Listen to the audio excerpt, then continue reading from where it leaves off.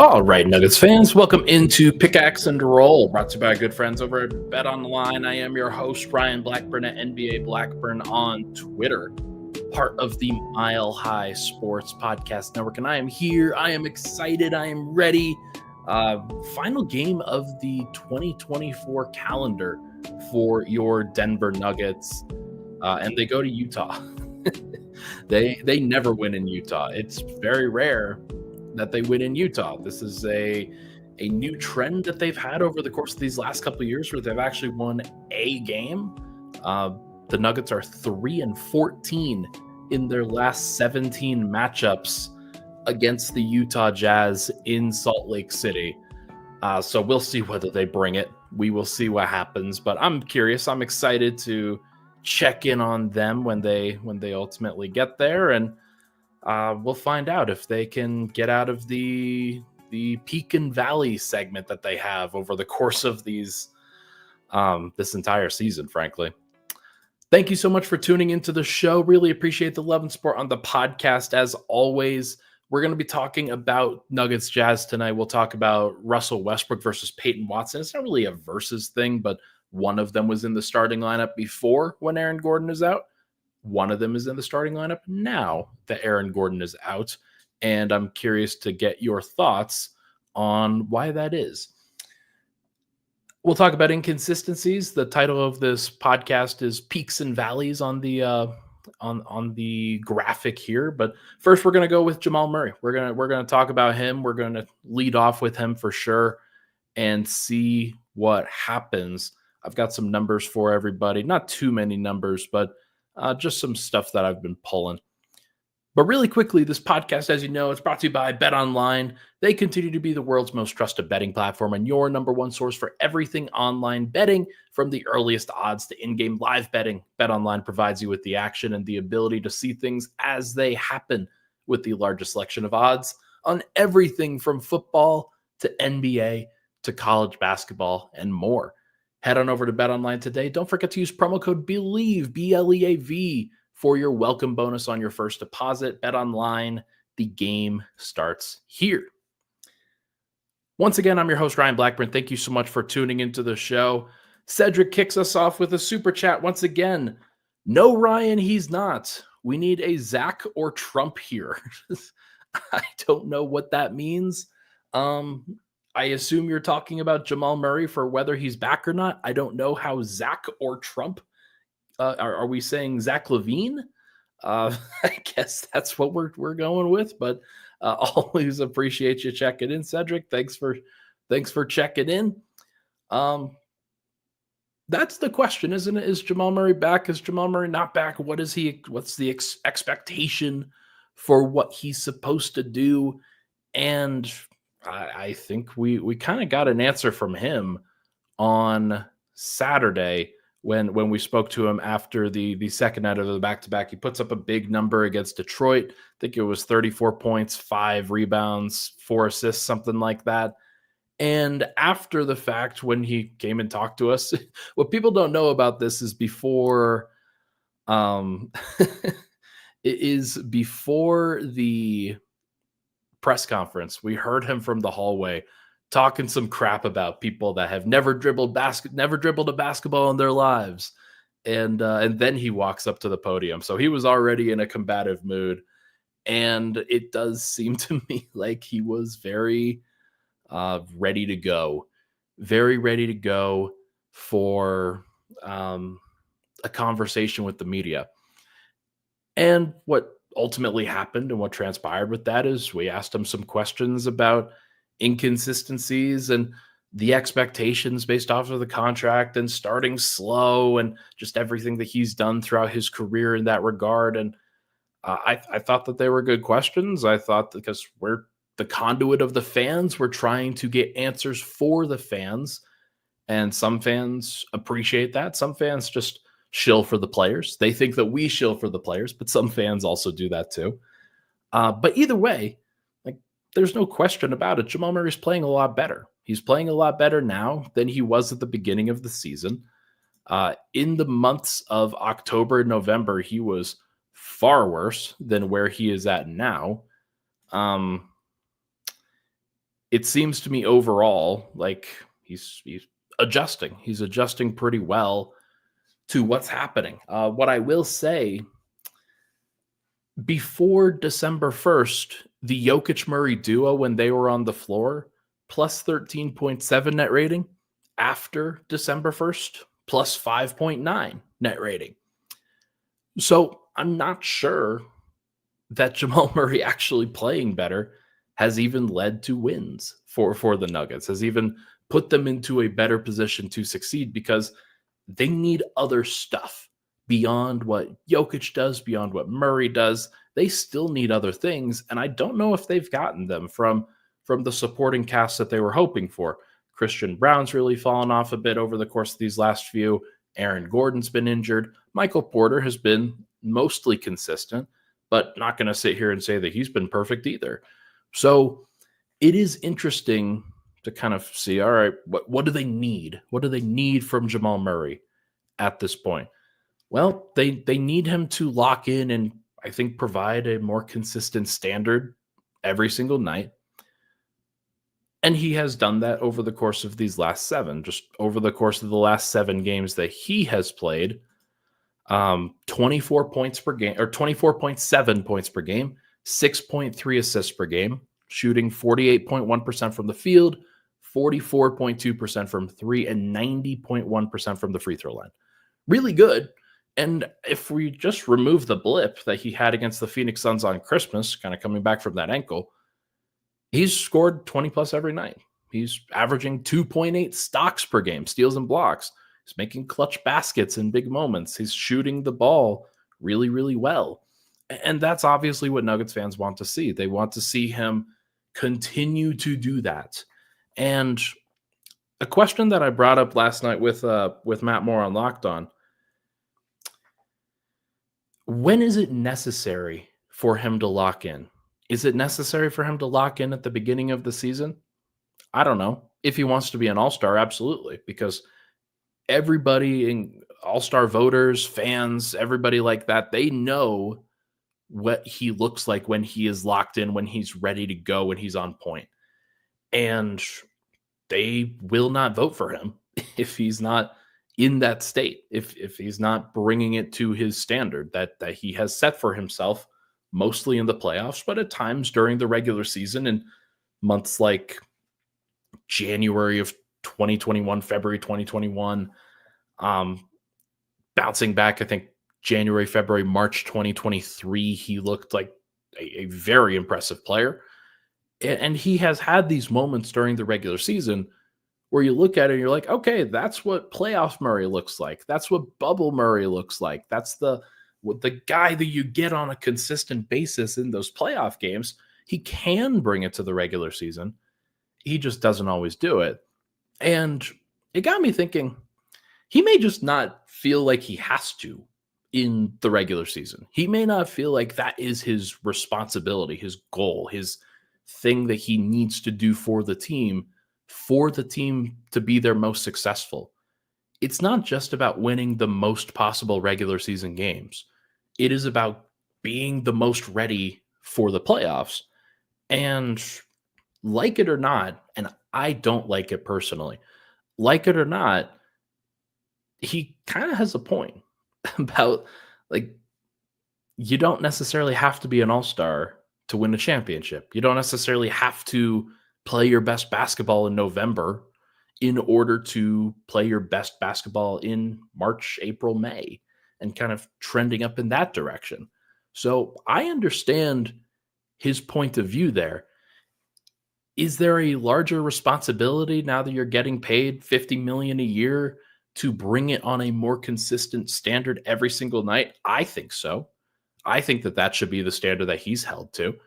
But if that's not what the team is necessarily looking for, if Michael Malone is okay with him kind of easing himself in, then so be it.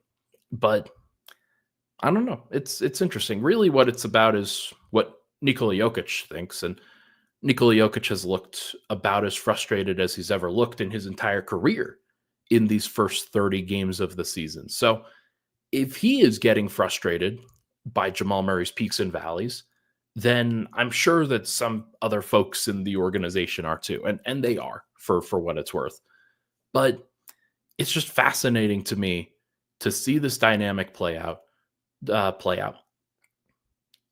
To have to wait until the playoffs again to give a full evaluation of Jamal Murray's season, because I've written about this before.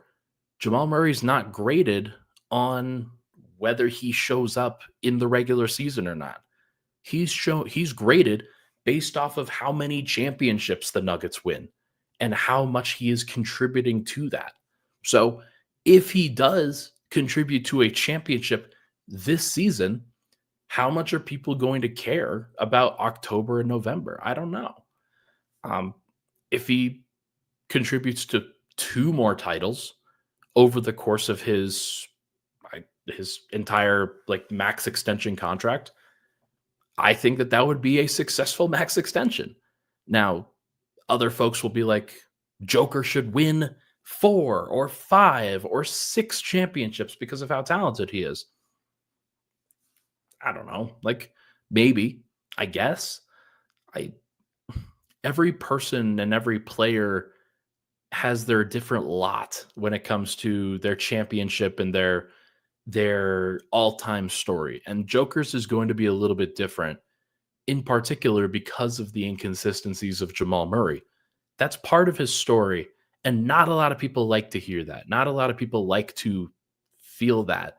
They feel like he's beholden to what Jamal does on every single night. And I think that's a fascinating dynamic that Nuggets fans, Nuggets media has had to really parse, has had to really figure out how to evaluate and what they're supposed to be like, valuing over the course of an entire 82 game season and then hopefully 16 wins in the playoffs. So I'm curious to see how it goes. But Jamal is the poster child at this point for Denver's inconsistencies this year. One game, actually, and if I'm being quite honest, he was pretty consistent for being pretty mid over the course of most of October and November. But he has turned it around in December. He is getting back on track. And if he continues to play like this, if he continues to put his team into a position to succeed with his own personal play, then maybe October and November just don't matter as much. Now, if Denver gets a 5 seed as opposed to a 4 seed because they were screwing around in October and November, that's a little different. And we'll have to evaluate that as it comes. But for now, I don't know how to grade him because, like most Nuggets fans, I wanted to see him take that next step, take the regular season seriously, and become an all-star and do what he needs to do to reach that next level as a player. That may just be off the table. And if it's off the table, then you have to recalibrate. You have to think, okay, they clearly paid him too much money for the role that he is going to play, the inconsistencies that he's going to show during that stretch. But it just doesn't matter. You can't be always evaluating a guy through the prism of their contract. What you have to do is evaluate that through the prism of their role for the Nuggets and whether they can fill it or not. Are the Nuggets going to be good enough with Jamal as their second best player? We're still trying to figure that one out because they were good enough when the rest of the supporting cast was perfect, when it was in line, when everybody knew what they were doing, when everybody was on board and pointed in the same direction. It was good enough. Jamal was good enough. When things aren't ideal, which I think we can say that they are not ideal this year, is that still true? And I don't think it is. So we'll find out. I could be wrong. I could definitely be wrong about that. I hope I'm wrong about that, and the Nuggets continue to figure it out. Maybe they add to the frills of their rotation. Jamal continues to look pretty good, and then they power through the playoffs because Joker's good enough, and then Jamal shows out. We'll find out. Let's take a break. When we come back, we are going to chat about inconsistencies and the Russell Westbrook versus Peyton Watson conversation. It's not adversarial, but it is kind of interesting to see who should be starting and who should be coming off the bench. We'll be right back on Pickaxe and Roll.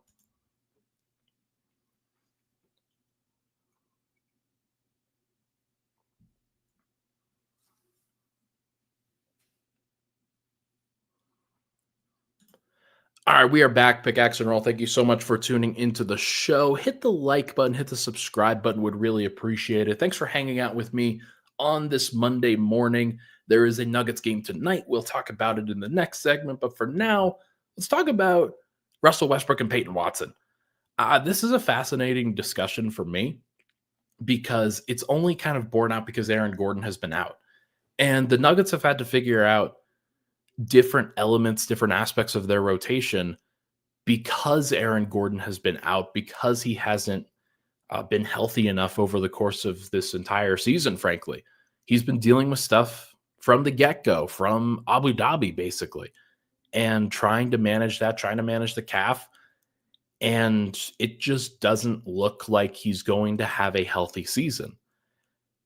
And so, like, Aaron Gordon is either your third or fourth best player when everybody's kind of on board playing in the right direction.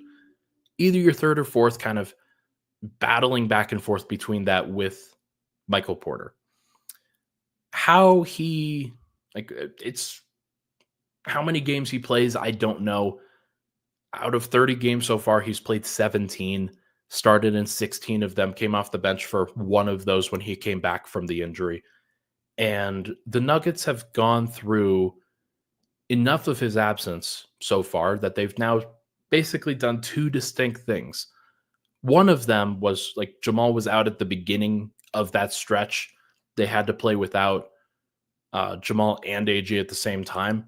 And they started both Russell Westbrook and Peyton Watson. But when Jamal Murray came back, Russell Westbrook moved to the bench.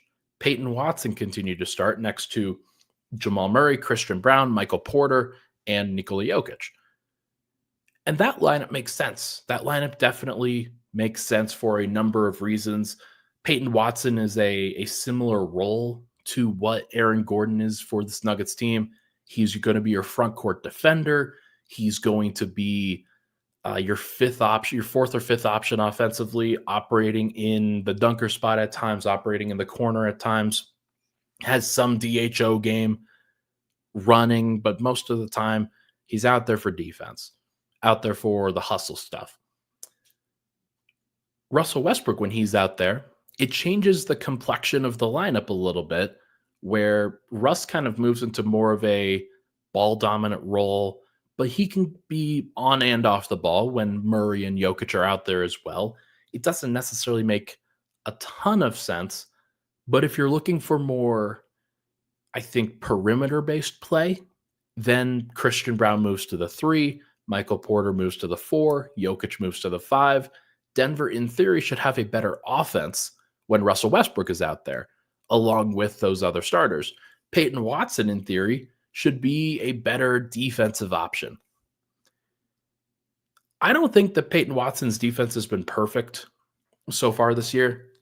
But I do think it's been pretty good for the most part. The numbers look pretty solid, but the numbers for Russell Westbrook also look pretty solid. Just kind of going through some of the numbers that they've both put up. Russell Westbrook is averaging 1.7 steals per game. That's a crazy number. Peyton Watson's averaging 1.7 stocks per game, steals and blocks. And they're playing roughly the same minutes. Russell Westbrook's at 26.2. Peyton Watson's at 24. They've each played 30 games. Russell Westbrook started 9 of them. Peyton Watson has started 12. And the times where Peyton Watson was starting, I think were the best times of his season. He was really looking good as a starter. 64.5% true shooting as a starting player. 56.4% from the field, 41.2% from 3. The Nuggets as a team, they were pretty good as well. I need to go through the game logs just to see what their records were when he was starting. Let's just do that real quick. 1, 2, 3, 4, 5, 6. They were 6-6 when he has started games. And that's a little bit different, obviously, when Russell Westbrook has started. I'm pretty sure that they are like 7-2 when Russell Westbrook has started so far this season for Denver. And that doesn't surprise me because when he plays with Jokic, it is kind of a different feel. Yeah, 7-2 when Russell Westbrook starts. The only losses, funny enough, are to the best team in the league, the Cleveland Cavaliers, and the worst team in the league, the Washington Wizards. I don't even know if the Wizards are the worst team in the league now, but kind of funny to get to say that. So you've got a couple of different looks that the Nuggets can throw out there. You've got a couple different things. Russ was turning the ball over a lot in the last game, but he also got them going from an emotional standpoint. He was battling with Isaiah Stewart and Asar Thompson and Cade Cunningham and all of these guys. He was getting under their skin a little bit. And yeah, it might have started a fight. It was about to anyway, but it was nice to see Denver show some spine, to show some like actual backbone after they had kind of rolled over a couple times in some of these games and not really pushed back on some of this stuff where opposing teams are looking at them like, hey, you're not very good. But it was still really interesting to see Russ play a part in that. And he has played a whole bunch of minutes with Joker over the course of December. I think like 80%, 85% of his minutes so far in December have been with Nikola Jokic, which is fascinating because he was playing most of them without Nikola Jokic before, and those minutes for Russ have been really good. Have they been good enough for the Nuggets? Still trying to figure that out. But overall, like you can see the vision when those guys are playing together. Jokic and Russ really, they have a good connection as a facilitating crew. But as we talked about with Peyton just now, he also had his best moments when he was a starter. It's not his fault when he moves back to when he's starting, he's also benefiting from what Jokic has done. And I can see a vision of both of those guys being very successful. With Russ, it really is kind of a Michael Malone question, I think, because you've got a guy who is a 17-year vet or however many years he's been in the league. And when he is out there, like he and Jokic understand each other, you know what Russ is going to do. You know what he's about on a consistent basis.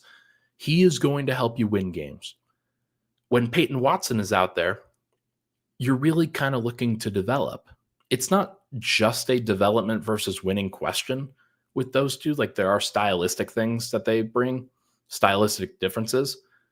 But I am curious to see what it looks like and whether the Nuggets will continue to develop Peyton Watson heavily in this season, because they spent a lot of time last year with Christian Braun trying to get him as many opportunities as possible, putting him into positions where he could be ready to start this year. And he has started this year, and he was great during October and November, has really kind of tailed off in December. We'll see if he can bounce back in January. But I look at Peyton Watson and I look at a guy who has the highest ceiling among Denver's young guys. Like you look at Deron Holmes, Peyton Watson, Julian Strawther, Christian Braun. I think Peyton Watson is the guy that I would consider most likely to be successful as a starter, not just kind of a spot starter, not just kind of somebody that you put in there as the fifth option. Peyton Watson could be more than that. And I think you continue to try to develop him if you can. The question is whether Denver is going to, whether they should. There's been a lot of discussion about how guys need to fit into their roles, how they need to understand what they're supposed to do.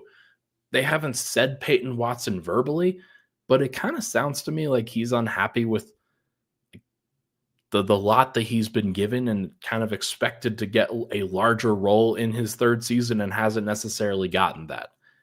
He's taking fewer shots than he's taken in years past, at least on a per possession basis. His usage rate is down. He's not taking as many shots in the mid-range. He's not taking as many shots just in general. Yeah. In his rookie season, he didn't play a lot, but he averaged 15.5 shots per game. Last year, he averaged 14.9 shots per 100 possessions. I'm sorry. 15.5 per 100 possessions as a rookie, 14.9 as a sophomore, 12.8 this year. So that is on a per possession basis, which means he's just being used less. And that to me is fascinating. I think he's had a better season. He's been really good, 58.8 true shooting. But ultimately, he has to continue to invest himself in success on and off the ball defensively. He has gotten worse as a rebounder this year, and he already wasn't very good at it. The assisting, the passing, the playmaking hasn't really ballooned up, but he also hasn't had that many opportunities to do so. So I'm interested to see what happens for Denver. True Teller says, larger role on any other contender, Peyton Watson would be out of the rotation. Dude can't shoot. Not true. Peyton Watson shooting 35.5% from three this year. He's been just fine as a shooter. The other thing is he's on the Nuggets. He's a part of the Booth Boys. He's a part of the group that they knew that they were going to develop heading into this season. They knew that that was going to be a thing this year. And Michael Malone has mostly acquiesced to that. He has mostly played those guys on a consistent basis. I think, honestly, that Peyton Watson would play on the Celtics. Peyton Watson would play on the Cavs. Peyton Watson would play on the OKC Thunder, of course. Yeah, there would be a lot of guys that, like, Peyton Watson would play on a lot of these teams because people would see his talent, people would see his level of impact, and they would absolutely try to go out of their way to play him. So I think his ceiling is still very high. And I think when you have a guy like that, I'm not going to sit here and say that he's going to be OG Anunoby or he's going to be Jaden McDaniels or somebody like that, but I'm not saying he's not going to be that. And so when you have an opportunity to, like, and especially for a team like Denver that has shown a willingness to let starters go, let incumbent starters go and to develop their young guys, they have to continue developing Peyton. But it's on Peyton, of course, to continue to buy into that and do everything that he can to make sure that he stays ready and stays available and putting himself into position to succeed. So it isn't always going to be perfect. But for Peyton, I think that you need to live with the ups and downs a little bit because of his ceiling. And you can play both Russell Westbrook and Peyton Watson. There's no doubt about it. If anything, I think they should probably reduce the minutes for Christian Brown, who, and they have, like, if we're being honest, he isn't playing as many minutes as he was before. He's down to 33.7 minutes per game. He was at 35-36, so that is going down a little bit. But why can't Peyton Watson play some of those minutes at the 2 or the 3? Why can't he play some of the minutes where Christian Brown was kind of stepping in and also playing his role? I think that there's a perfectly valid reason for him to be out there because he is very talented, very impactful, and he needs the reps in order to be ready for the playoffs. That is a requirement. He wasn't ready last year. He has to be this year. So let's take a break. When we come back, we're going to chat about a couple of different things with the inconsistencies, but mostly we will do a Nuggets at Jazz preview. We will be right back here on Pickaxe and Roll.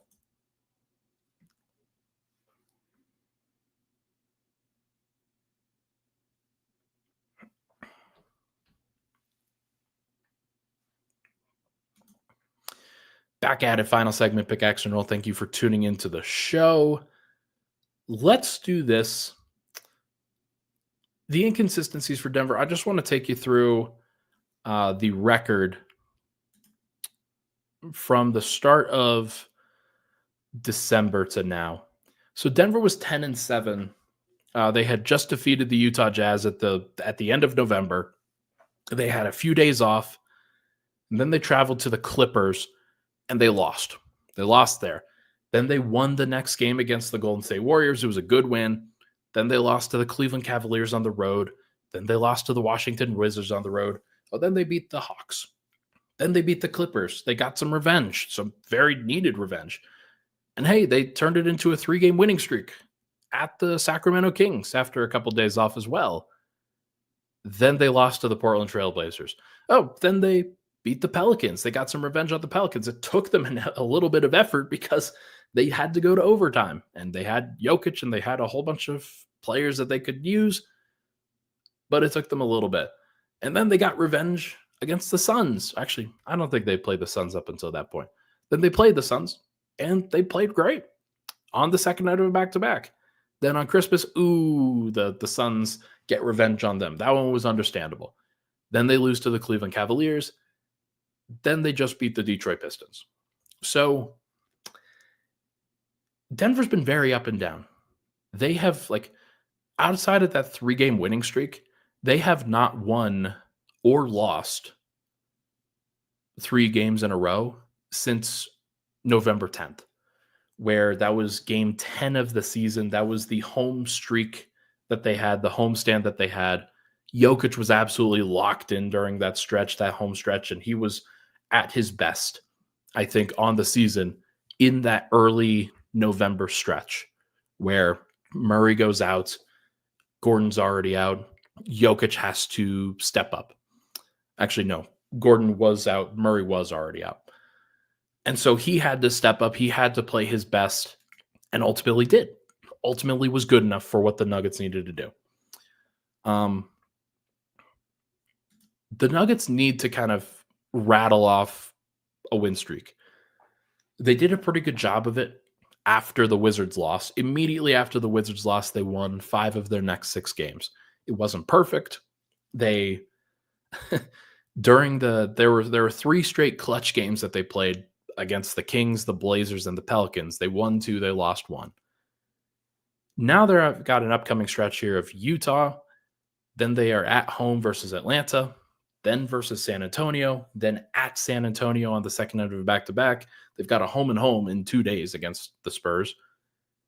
In those 4 games, Denver should probably go at least 3-1, and they have the potential to sweep.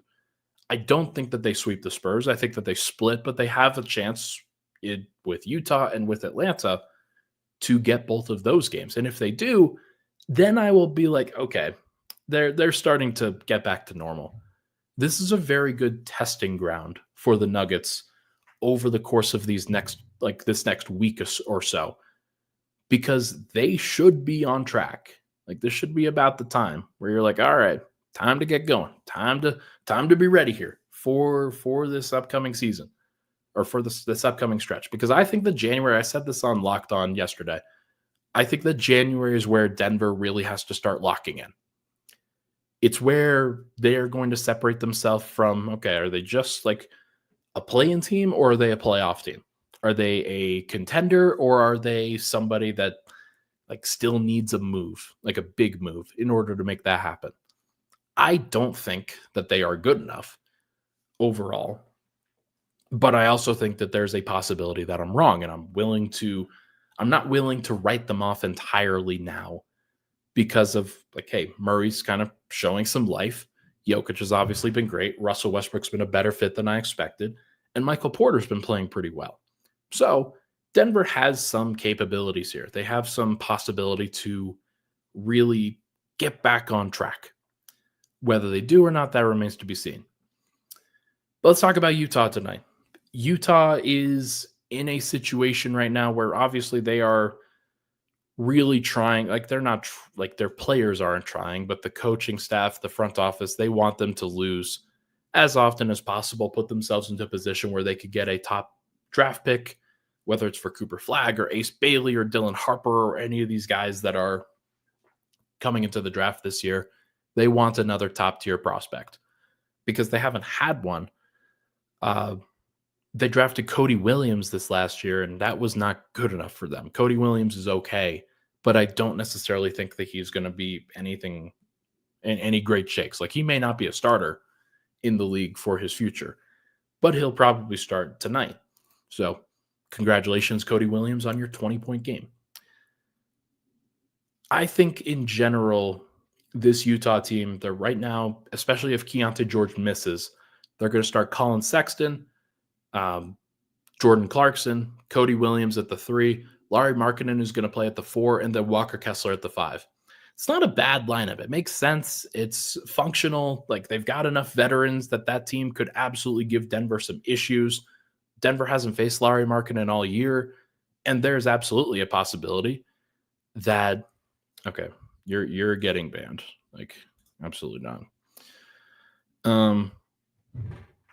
Yeah, but it's going to be interesting to see what Denver does against this particular team. When they faced John Collins in place of Larry Markkinen, they gave up a lot of points to John Collins. They gave up a lot of opportunities to him. Fortunately for Denver, they kind of got their stuff in order in that previous game against Utah and were able to get it done.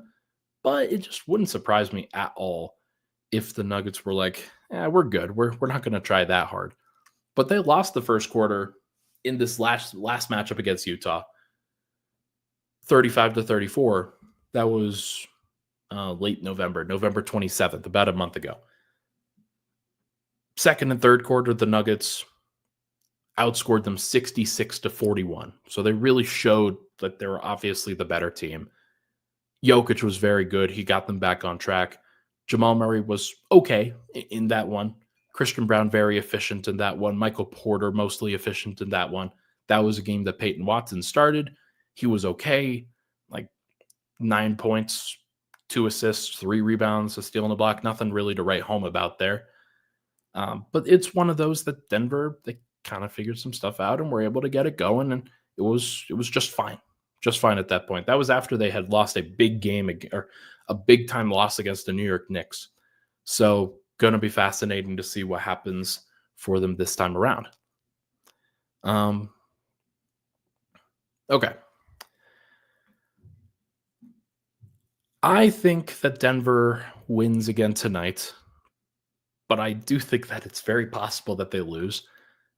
For whatever reason, the Nuggets have not been able to win in Utah for much of this, like for much of the Michael Malone tenure. Part of that was Utah was pretty good when the Nuggets were just starting out, and there was no reason that they're ever going to win there. But with Gobert there, with some other guys there, it wasn't Gordon Hayward, but it was Donovan Mitchell for a period of time. They were always better than the Nuggets in Utah, like just flat out a better team. And then when those guys left, Denver still lost in Utah. The opening game after, like, of the 2022-23 season, when the Nuggets won the championship, they were like, we're just going to ease into the season here against a tanking Utah Jazz team. Nope, Utah blew the doors off of them. I was there for that game. It was bad. So we'll find out what version of the Nuggets is going to show up here, but it just wouldn't surprise me at all if Jordan Clarkson gets hot, Colin Sexton gets hot, Larry Markkinen gets hot, Denver gives up some shots off the bench that they shouldn't give up, and lo and behold, you find yourself in a dogfight because you were not expecting to be there. It just wouldn't surprise me at all. I'm going to guess that the spread in this one is like Denver minus 11. I would bet on Utah for that money because I think that this game will probably be close. Whether Denver takes care of business or not, that remains to be seen, but that would be my concern if I were the Nuggets. Ultimately, again, as I said at the beginning, this will be a pretty interesting test for the Nuggets. For Jamal Murray, especially. Like, does Jamal Murray put the pressure on Utah? Does he care? This would be a great opportunity for him. Larry Markkinen has blocked 5 shots his entire season for the Jazz. He is not a good shot blocker. Walker Kessler is, but he's going to be tied up with Jokic for the entire time. And then Jamal's got to deal with Colin Sexton, Jordan Clarkson, and Cody Williams, Bryce Sensabaugh, maybe Keontae George. Like, Jamal should go off in this game. If he's playing well, if he's fully on track, if he wants to, he should have an opportunity to go off. We'll see if he does. We'll see if anybody else can get off. I think that Michael Porter has an opportunity as well. I don't think that anybody on the Jazz can keep up with him on the perimeter. So he should have plenty of opportunities to get up some threes, and he's been shooting the three really well. So we're going to find out. We're going to find out whether Denver can avoid these peaks and valleys or whether they could just start peaking a little bit. That would be good too. All right. That is going to do it, I think, for this episode of Pickaxe and Roll, brought to you by our good friends over at BetOnline. Thank you so much for tuning into the show, everyone. Always appreciate a bump and chat on a Monday morning. Thank you so much for tuning in. Really appreciate all the love and support. Hit that like button, hit that subscribe button on the way out. I will talk to you guys very soon.